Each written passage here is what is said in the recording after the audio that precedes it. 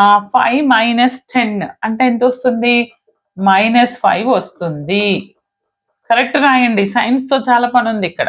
తర్వాత C31. Okay, C31 అంటే ఎక్కడ ఉంది? ఇక్కడ ఉంది.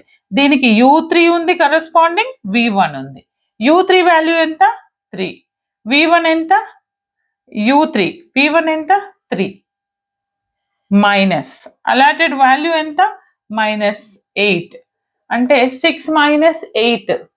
6 మైనస్ 8 అంటే -2. Now the last one U3 ఉంది, V2 ఉంది. U3 అంటే 3, కరెస్పాండింగ్ V2కు ఉంది అంటే +1 V2. మైనస్ వాల్యూ ఎంత? సెల్ వాల్యూ 3, +3 -3 క్యాన్సల్ 1 వచ్చింది. కరెక్ట్గా అనుకున్నా నాకు తెలిసి.